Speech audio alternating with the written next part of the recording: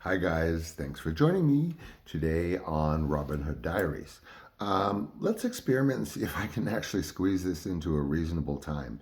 I don't mean to shoot off like a list of things, but I want to get a lot of fun stuff that you would otherwise not know about 1983 Los Angeles hardcore action on the East Side. So I had a whole show having to do with the action going down at the same time in the very early 80s on the West Side. Well, let's talk about the East Side where I actually lived. I did not go to high school there, but I lived on the East Side, and I cut my teeth on East Side activities. So I'm going to name off the bars and clubs that were hot in '82. Let's say, yes, um, after E.T. wrapped, right? Remember? So those primary locales, East Side Digs, Hardcore, any one of these names you can Google and you will get a full story or two or 10 about each one of them. This is LA, East Side, my late night stomping ground. Ugh. Okay, said places would be Al's Bar, way in downtown, Cash Club in the heart of Hollywood, the Starwood, of course, which is infamous regarding the Wonderland unlivednesses situation. So very famous, been to Starwood half a dozen times. Raji's, famous again in East Hollywood. The Whiskey A Go Go, of course, that we all know. That would be a westy side, but it was a very easty kind of place because it was, infamous and very hardcore for the most part. Been backstage, had lots of fun there. Another show. Been backstage to a lot of. Club Zero, a little known one. At the time, Hong Kong Cafe, very well known, pretty hardcore. Yes, it was a cafe, but it was also a very hardcore club. In Chinatown proper, in the tourist section. Right across the way is Madame Wong's. Madame Wong's, again, extremely famous at this time. Damn. I went to Madame Wong's maybe a few times, Hong Kong Cafe a few, Club Zero a couple, the Whiskey maybe about 10 times, Raji's about a half a dozen times, Cash Club at least a dozen, Al's Bar a few times, not a place I should have been, and then it brings us to Café de Grand. Now that you can Google in an instant and it'll tell you everything. Café de Grand was legendary in Hollywood. Located behind the Palladium in Hollywood proper, and it was absolutely legendary. So I'll try to jump to a little bit of that. Under Cathay de Grande in the basement was a club, a very exclusive club at the time, and quite infamous, historic, called The Veil. It was created by Joseph Brooks and Henry, who he owned Vinyl Fetish, a very famous record store, with. They started The Veil. The Veil was members only. You had to have a card. For some reason, which I have gone into in other episodes, Hollywood was literally blind to age appropriateness, and I was a card carrying member of The Veil at 15. Whatever with that, right? That's where like the bangles were, the colors. This is early stuff that I saw.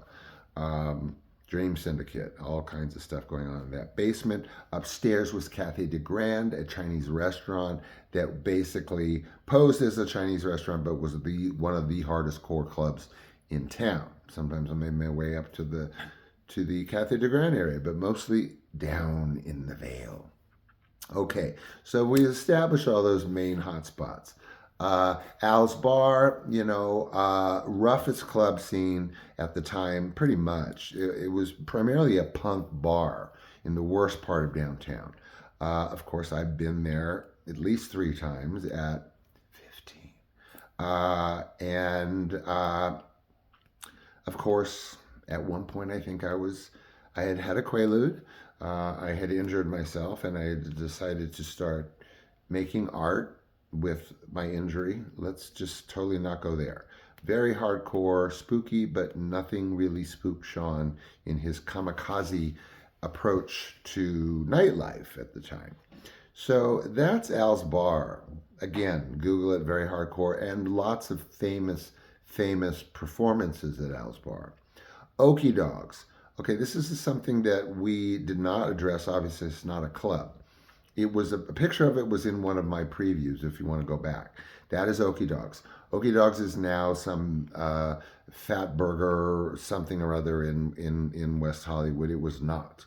It was on the corner. It was very rough and tumble, very punk rock, hardcore, hustlers, thugs, and it was a hot dog hamburger place outdoors. However, that's where you got your DRUGS on the street if you wanted anything more than POT, which was also accessible on the street. It was a drive-through, one block called Leland below Sunset Boulevard. Now I'm sure that is a non-issue. But Okie Dogs is famous. OKI and then dogs. Two separate words. Google it. It'll tell you everything about Okie Dogs.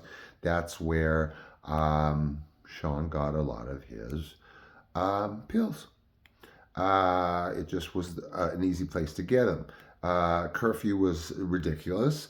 The LAPD would pull through Okie Dogs at 10 p.m., announce, everybody, all the minors, go away. Well, then we just wait for them to leave and then resume our business. So that is Okie Dogs, which is not mentioned in the previous list, obviously, but it is a hub.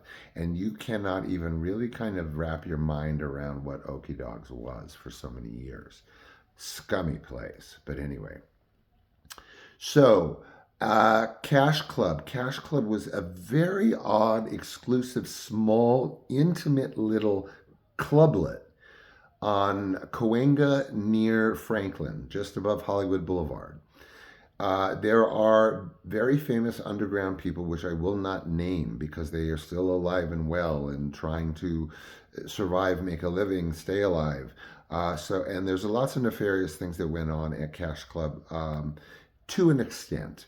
Not, well, let's just leave it there. I was a frequent customer of Cash Club. This was an after hours club. So this was a club that was like basically happening at about 2 a.m. until 4. If it got busy, they had a doorman, but it was again like a studio kind of, someone's studio. However, Janet Cunningham, the famous extra casting director person, agent, I guess, that was her digs. She owned it. As far as I know, Janet, if you're still alive, there was another luminary that I'd rather not mention there that was very cozy with me, being 15 at the time. The latter part of my, of course, 15th year. So that's really, that's really Cash Club. Cash Club was kind of really in a very odd way, kind of like really where it was at, like at a fine tip point. Club Zero was just run of the mill. Madame Wong's, of course, just again, Google Madame Wong's. There's nothing I can tell you that a few keystrokes won't be able to tell you 10 times more. So we've established Starwood. Oh my God, listen, the Go-Go's opened up for 2 other bands at Starwood when I first saw the Go-Go's. And I think it was Halloween night. I think they were opening for Fear or some crazy, like, this is when the Go-Go's, I knew Belinda Carlisle at the premiere of The Decline of Western Civilization. You want to go East Side? I'll go East Side. Belinda Carlisle and I, whether she remembers it or not, were hanging out in the front of the premiere of The Decline of Western Civilization, a very famous punk rock film. Got out of hand that night completely. They had riot police. I was right there. You can actually see in a couple of pictures where I was standing with Belinda Carlisle in a leather jacket next to me. And Daryl Gates was so outraged, our police chief, that he banned the film from ever being shown in Los Angeles. Look at the pictures. riot police. It was weird and bizarre being there at 14, or whatever age. So that kind of covers, the landmarks. Um, Forgot about the decline of Western civilization, though, as far as East Side activities. Now let's go into a few, just real quick, some amusing East Side. Let's call it a slice or a night in the life of. So let's say well, first of all, our Easties were very sort of cruel to Westies sometimes, like, from West Hollywood westward. So there was a club called Odyssey, very famous. Google, you barely have to breathe that Google, in the West Hollywood area. Well, we were a very hardcore bunch. I was an extremely hardcore contender, force to be reckoned with, as was my best friend, who there's a brief picture of she and I on one of the previews from earlier this evening, today. We went to Odyssey once with a flask of vodka, made it through somehow, security with all of the bunnies popping around, dancing and discoing. Uh, this person, my best friend, and I first, I started swinging her around the dance floor because we're moshing now in with all of the disco dancers. So that doesn't go over real well. Again, I've got my flask of vodka to make sure everything's fun. We go upstairs to the fancy schmancy part where people like watch videos and socialize. There was a big, I won't tell you the celebrity, but there's a big portrait of a celebrity showcase on the second floor of the Odyssey. My friend and I went and put our cigarettes through the painting, through the canvas. We put cigarette holes in her face. So anyway, that gives you an idea. Then we bailed. Again, slice of life. I don't know the Vale, of course, Okie Dogs, Al's Bar. Maybe I'll leave you with this. Again, this friend of mine in the picture. We are both faceless, of course, by design in this photo on the preview. Uh, she and I would, let's say, end up at Cantor's after a hardcore night at, I don't know, 4 in the morning. Anything before daylight was still nighttime. So we'd hang out at Cantor's. I remember one time we were there after a long, hard, fun night. And we're sitting there in Cantor's. Frequently I would go to Cantor's, oh, I don't know, on acid. Check the ceilings of Cantor's. It's wild. So there's this lady, and she is a black lady, middle aged, who's kind of tweaking in the restaurant, kind of tweaking out, not like, just talking to herself and kind of weirding out. So my friend and I find that amusing. Of course, we're hardcore bizarros, and we befriend this poor lady. Then she tells us about how she and her boyfriend are staying at a motel down the road. This is on Fairfax, across from the farmer's market, to be exact. So my friend and I decide, hey, what the F? And so we go to her motel with her to see her boyfriend because we're what the F kind of people. And we've had a long night and might as well be amused. So then we're in this weird motel with this very odd woman and her very odd boyfriend. I guess, yes, this could be a scenario today that would be considered a potential serial unliving scenario, but it wasn't. And we just absolutely had a blast, kind of like observing these two bizarre characters. We got bored after a while, got on to Fairfax, hopped a bus on Wilshire back to the west side, because that's where we had to stay that night, believe it or not. No other place to go than some friends in Venice, which is basically the east side equivalent of the west side. So we're at about 14 minutes now. I stuck to my promise of today's hardcore East Side scene. Gives you a little window into what was going on in 82, 83, East Side of LA action.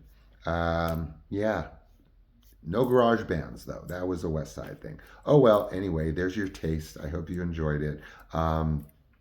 It's an exciting night for me because I am a few clicks away from some movement finally on my book. Believe me, you guys, it is coming. I guarantee you. I stake my life on it. It's just a bitch and a half to get done. Okay. Love you. Thanks for hanging in and putting up with all this mess. I have a very special week lined up next week. It's a themed week. We'll have to see on that one. Have a guaranteed booking for a 6-degree chat upcoming shortly. And then 2 others, which I may have to push out because I want to do my theme week next week, which will be exciting. Wait till I tell you. Okay. Thanks again. Love you. Bye. Until next time.